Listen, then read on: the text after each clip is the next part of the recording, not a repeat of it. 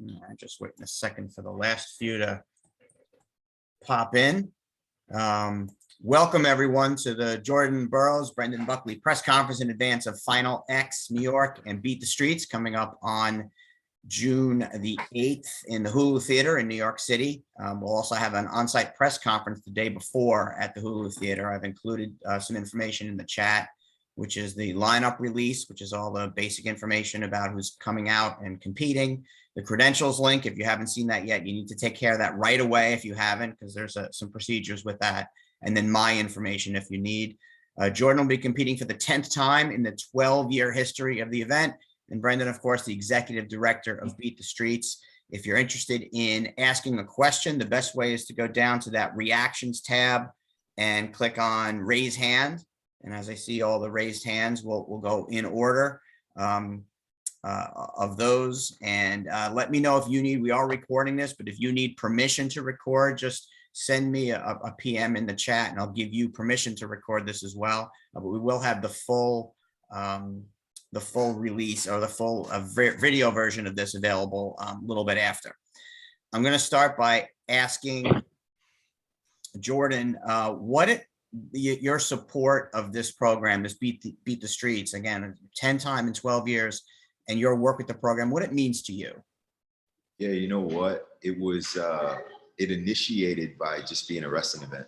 You know, my very first invitation was back in 2011. I was still a senior in college, and I really didn't understand what the organization in terms of the depth and the impact that they had on the community was. I thought it was just a wrestling event.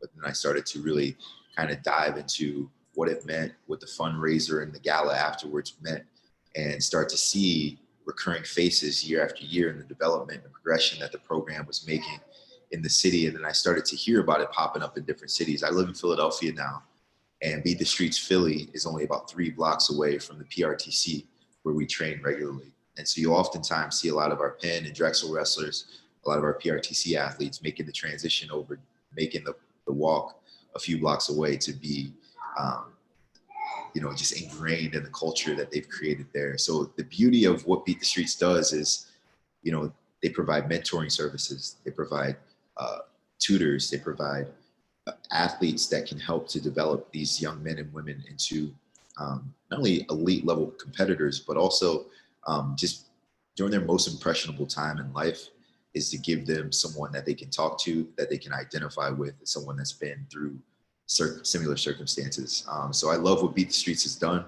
You know, I'm always game to compete in it because I know the impact that they have on the community, but also the impact that they have on wrestling itself. They always put on a phenomenal event for the world to see and for us to be heralded with the prestige that all wrestlers deserve. So I love what they do. It's nice to have a collaboration between Final X and Beat the Streets, because I think the last time it had this sort of implication was in 2012 when they had the Olympic trials for Coleman Scott, Sean Bunch, and Reese Humphrey in Times Square. And now we're doing it again at the Hulu Theater. So it just makes this event that much more special. I'm really excited about it.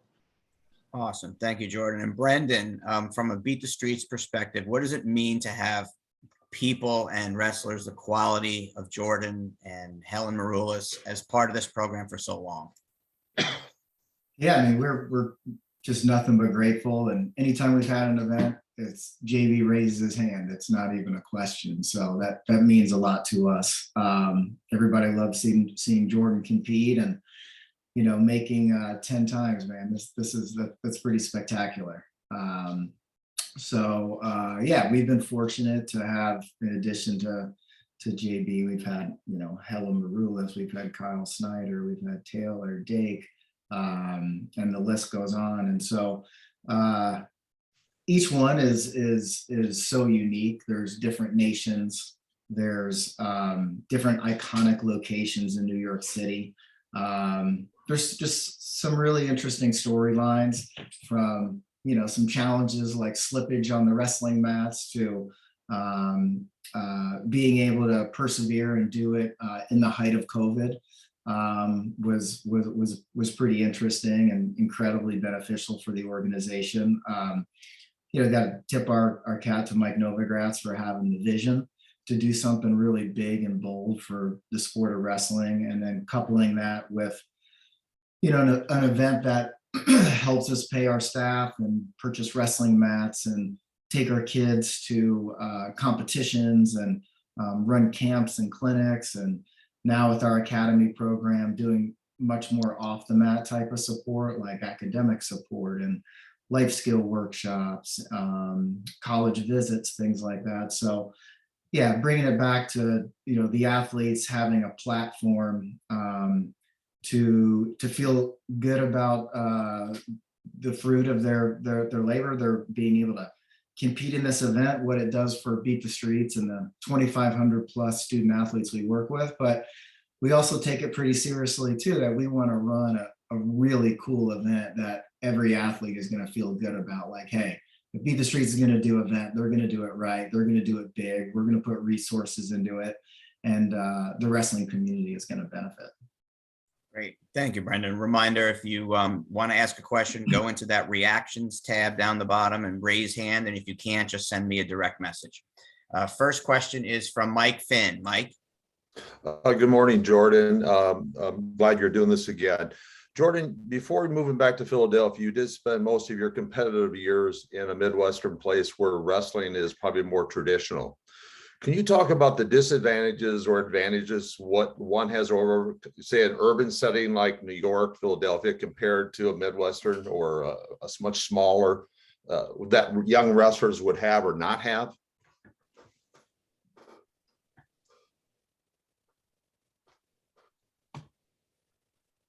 Did you get that, Jerry?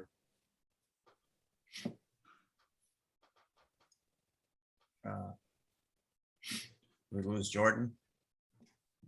That for me? Oh, here he comes. Yep. Okay, well, I'm sorry, I might interconnect. Okay, Jordan, I'll try to ask this again. Jordan, before returning back to Philadelphia, you had spent most of your competitive years in a Midwestern community where wrestling is probably bigger than, say, out east, or at least most people think. Can you talk about the disadvantages that perhaps urban kids have compared to those in, say, Lincoln, Nebraska, or any place else, that why this is important? Yeah, for sure. I think primarily it's accessibility. Wrestling is a sport that's based on pedigree, on tradition. Most kids that wrestle, it's because either their older brother wrestled, an uncle, their fathers. Rarely is this sport picked up for the first time, first generation. So, in the urban community, everyone plays basketball, everyone plays football. They play the glamorous sports that are sexy that you see on TV, but they don't develop and build character like the sport of wrestling does. There's so many kids out here that need accessibility to do something that's going to help them stay locked in, help them stay focused, avoid trouble, and avoid all the pitfalls of growing up in an urban community where they're underserved. So I think the great thing about wrestling is it's inexpensive to participate in. All you need is a wrestling mat. You don't need shoes. You don't need a uniform. You can pretty much wrestle anywhere. And most of us grew up wrestling for the very first time in our living rooms on the carpets with our siblings. And so I think that's what's special about it here is all of the things that I've learned in my lifetime, character development, integrity, honor, consistency, resilience have all come through the spectrum of wrestling. And I want to teach all these young men and women in the inner city how to attain all of these qualities through a sport that could change their lives. And so that's what it makes it really special about Philadelphia. In Lincoln, there are a lot of people whose dads wrestled, their dads were willing to teach them. They come to practice, they wanted to be elite athletes. Here, we're really trying to save lives and change generational curses and legacy. So I think that's what's really special about being in Philadelphia. Thanks, Jordan. Mike, thank you. Next is B.A. Schoen. Yeah, good morning. It's nice to see everybody this morning. Jordan, in the other times that you've participated in the Beat the Streets matches, they've been exhibitions. This one is a very important one. It's a qualifier for the world team. It has implications beyond. Now, I know, a wrestler has to have pride, and, we prepare for every match we're going to be in.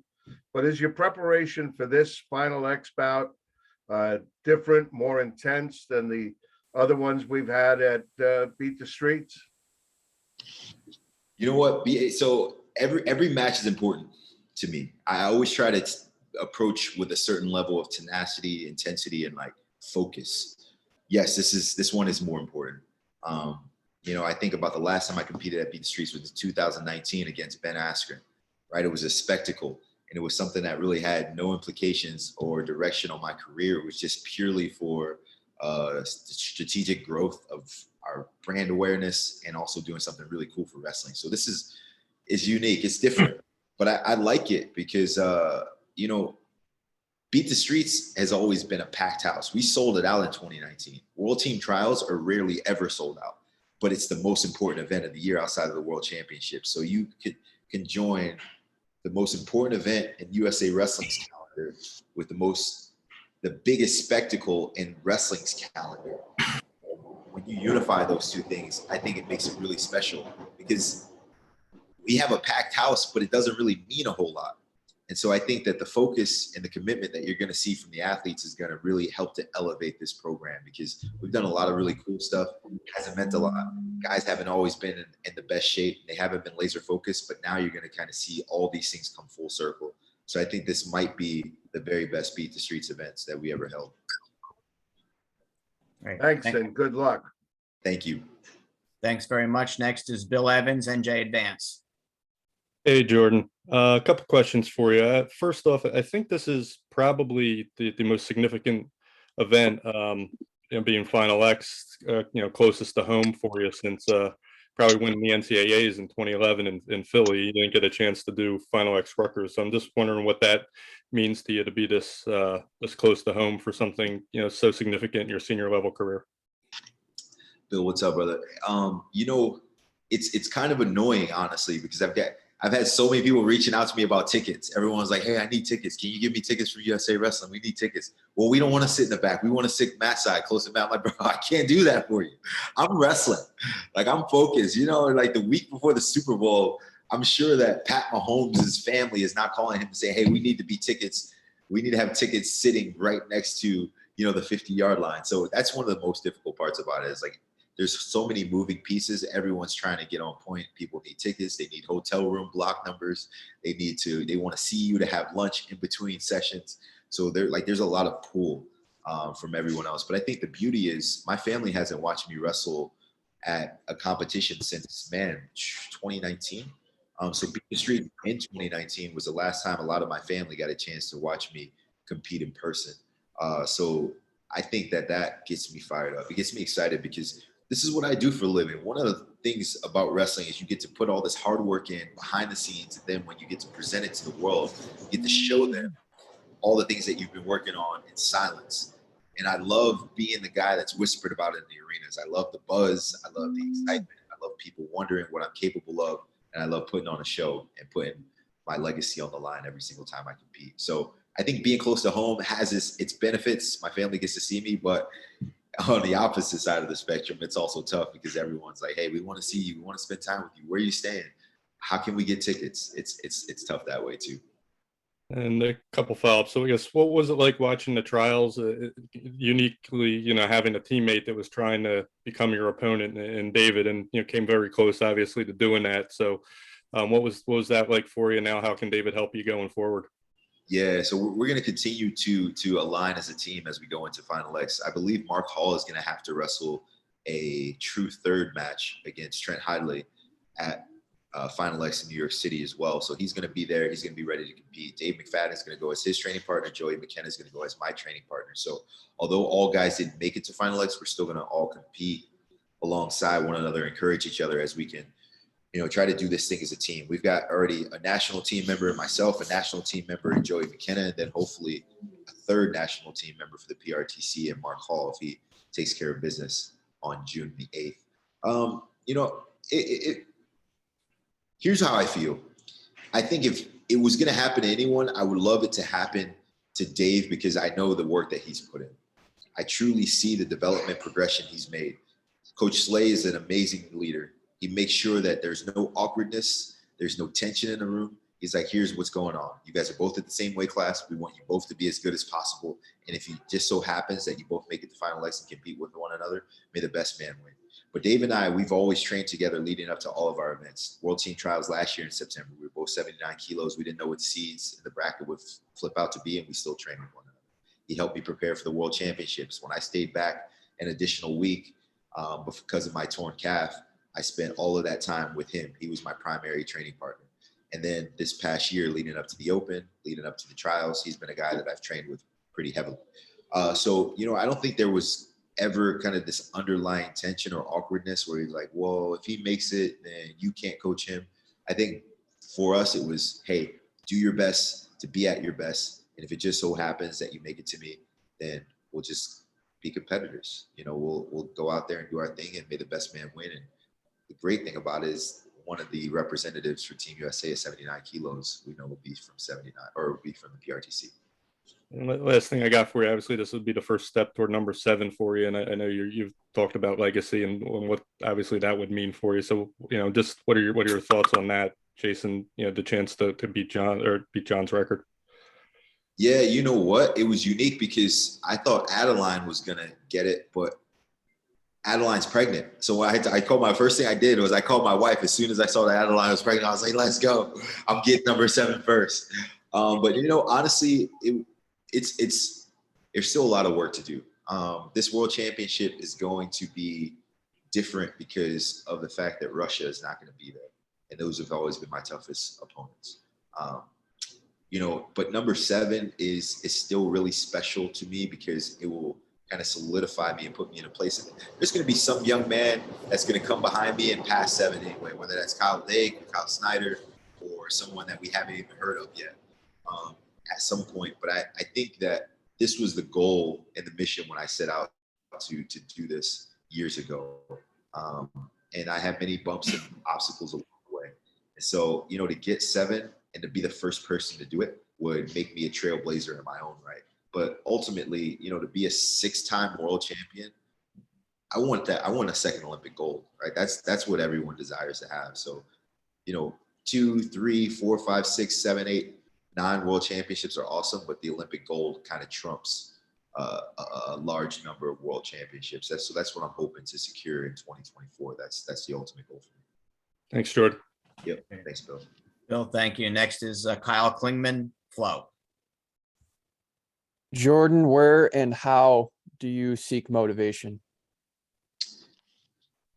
Honestly, Kyle, you know, there are a few things that kind of trigger me and get me fired up. When I was young, first it was you're always working towards something, right? When you're in elementary school, you want the cool singlet or the new wrestling shoes that your mom promised you if you won the tournament. Then you get to high school, you want your name in the paper and the varsity jacket. You get to college, you want your name in the rafters and to, you know, be recognized amongst your peers. And when I got to the senior level, it was a following and finances. And now, and then it was about legacy and being the greatest. Honestly, now I've gotten back to the essence of why I truly started. I just love the sport. I love to be a competitor and pouring it out. When I step away from the sport and I retire, I don't want to be a guy that dabbles with the thought of coming back. Like, I want to pour out everything that I have. So I know when I leave my shoes on the mat for the last time that I've given everything I've had. I've wrestled with as much spirit and courage as I've had or as I could muster up at the point. And, you know, that I can walk away feeling like I've done everything that I could. So I think now my family motivates me because I've got little ones that are watching me. They watch me train. They watch the way I compete. My son's almost 8 years old. He's a wrestler now. So he knows what's going on. He knows and understands the dynamics of, were you courageous or did you operate with fear? Were you training properly? Were you, doing all the things right necessary to be at your best? And then lastly, I think that all of us are really fighting for like our placement in history. Like, our place in history is dependent upon our willingness to work for a long period of time and how much we can do with the skills that we've been blessed with. And so maximizing potential and living with no regrets really motivates me at this point. I'm like, I still can, I'm still willing, I still have a desire to be the best, and I'm still capable. So, I think all of those things kind of get me fired up. And right now I feel strong, I feel healthy. I'll be 34 in a little over a month, but, I'm competing.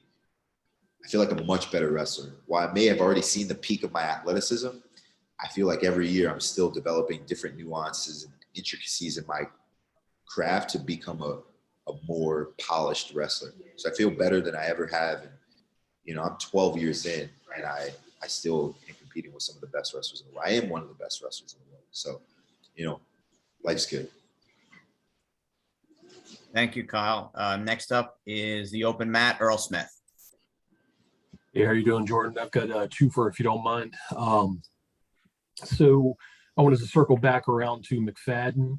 When we were interviewing him at the U.S. Open, he mentioned your impact on him, and everybody understands, what you could bring to him as a training partner and teammate, but he was really focused on what you brought off the mat to him and trying to be a good husband as he's getting married, a good father down the road. So just talk about that relationship that you have with him, mentoring him, and going farther than just the wrestling mat.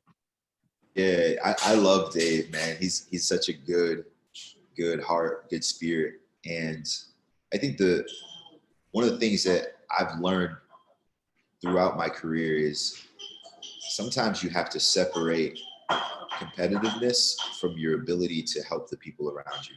Zeke Jones used to always tell me the ultimate mark of a champion is someone that can help his teammates get better, and in every way.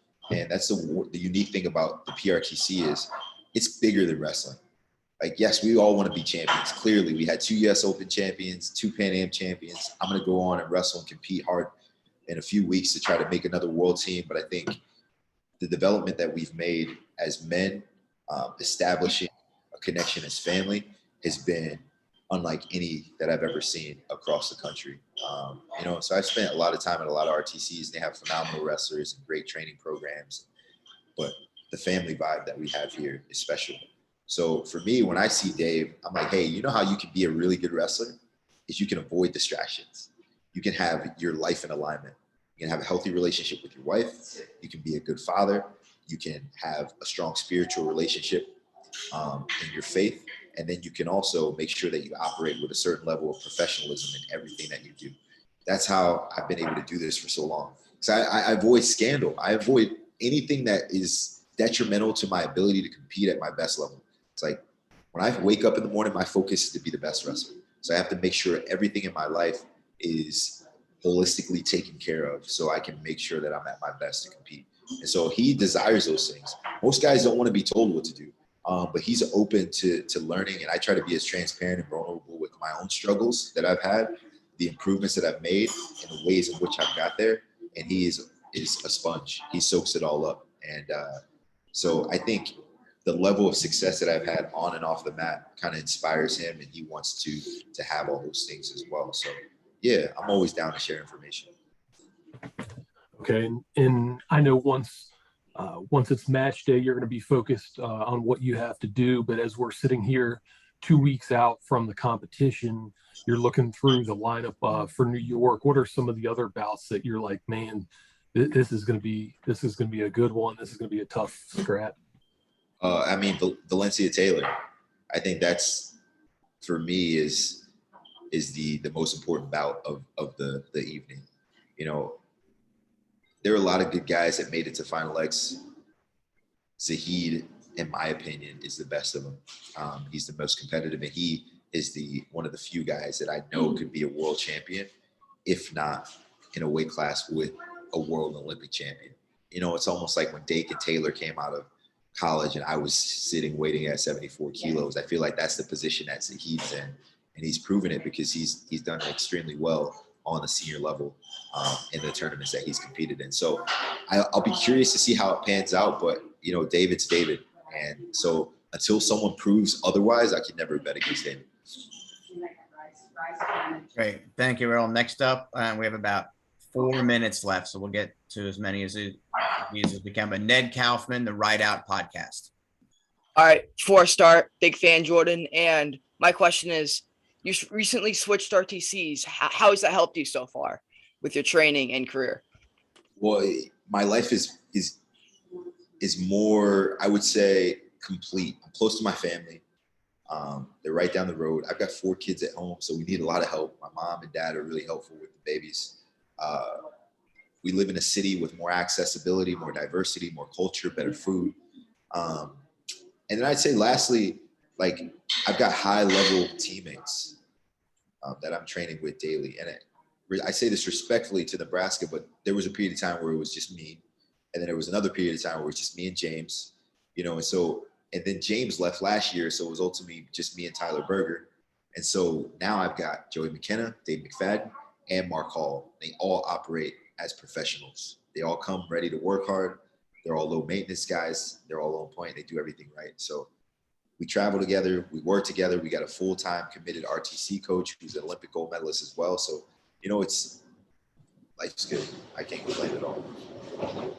And speaking of your time in Nebraska, you said in your documentary, My Name is Jordan, how Mark Manning has helped you in your freshman year. How did that really motivate you throughout your freshman year? Because you said you struggled a little bit with it. Yeah, well, Mark believed in me. He was one of the first guys that really poured into me, and he showed an extreme amount of loyalty, even in the difficulty of my freshman year and not really looking like a guy that was going to pan out to be a great athlete. So I thought that was pretty special. But then ultimately, like, as I started to win more, we started to grow closer. We spent a ton of time together, and he became more than a coach for me. He was like a father away from home. I grew up in Jersey. I went to Nebraska, 1,500 miles away from home. And I lived in Nebraska for 15 years. I got there in the fall of 2006, and I didn't leave until the summer of 2021. So I spent half of my life in Nebraska, and it was all spent with Mark Manning kind of establishing who I was and, who I was going to be. And so, that was a very special period and season of my life. I owe him a lot. I owe him a lot. Great, thank you. We have a question from Amy Berg. She put it in the chat because she's in a library and can't talk, but she wants to know, Jordan, what's new for you since Tokyo Olympic trials? New coach, new training, new tools and strategy, new children. What's new for you? Yeah, I mean, a whole lot of new stuff. Everything's new for me, but I think the newness of where I'm at now is refreshing. I think things, as I started to wind down at Nebraska, you just kind of want a new setting, new environment. You need fresh eyes on your wrestling style, new perspective. And so wrestling's been a lot more fun for me lately, especially because I'm in a new weight class. So my belly's a lot more full regularly. I don't have to cut as much weight. It's made wrestling a lot more fun. I can go in and train and figure out how to get better at wrestling without having to figure out how to lose weight. It's a pretty special time. Great. Thanks, Amy, for that question. Time for one more question. It's going to be Dylan Boker from My MMA News. Hey there, Jordan. I appreciate you making some time. Yeah, absolutely. What's up, Dylan? Oh, not much, man. I'm just curious because I noticed your involvement as a co-producer and host of Groundbreakers, and you seem like a very legacy-minded kind of guy. Like, how important is it for you to have that deep historical awareness as you carve out your own legacy? It's one of the motivational factors for me. There's a few things that you realize. Wrestling made me everything that I wasn't in real life. It made me strong. It made me fearless. It made me brave and courageous. It made me highly recognized by my peers. It gave me honor. It gave me money, a following, fame. And, those are all the things that I wasn't when I was a young man. I was the youngest of 4. I was the run of the family. I was in a relatively obscure, insignificant, all swagger and bravado that became accustomed to was all built. Felt that I'm like, well, man, this is pretty special. How far more things about is this something that my kid got, or the grit or the toughness. And so trying to create my sons and daughters into Olympic gold medalists in the sport of wrestling is a very difficult proposition. But what I can teach them is all the principles that I've learned through the sport. And so when I think about legacy, I want the reputation of myself and my family to precede us anywhere we go. I want them to go to places and say, oh, you're a Burroughs. There's a certain level of expectation we have. There's a standard that your dad set that you have to uphold because of how hard he worked to create this wonderful life for you. And so that's legacy for me. So every time I work hard, every time I win, my entire family wins, my whole team wins, and we all get to move on and do the things that we love to do because of the hard work that I've put in. So it's really a full and complete team effort. Everyone's bought in to helping me be at my best. And, they've made a ton of sacrifice, and I've had to make some surrenders on my own. But, I think I get to do something that I really love and I'm really good at and I'm really passionate about. And I'm, well into my 30s, where most people at this point retired and moved on or got a coaching job. I'm still able to compete at a high level. That's a blessing to me. Great, Dylan, thanks for that question. That wraps up the press conference today. I want to thank Jordan for taking time today, Brendan for taking time today to be with this. Anyone who needs a copy of the video, just send me either a chat or send me an email and I'll take care of that. I've included the lineup release and the credentials links in there, so pull that if you need. June 8th is the event. June 7th is the press conference. We're going to do it right at the Hulu Theater. So let me know if you're interested in that. And if you're interested in credentials, you've got to do it right away. There's a procedure. It takes a little time. So click on that or send me a note if you don't have it. Again, thanks everyone for participating and look forward to seeing you on the 8th. Thanks, everyone. Thanks, guys. Thanks, guys. Thanks, JB. Thank you, Jordan.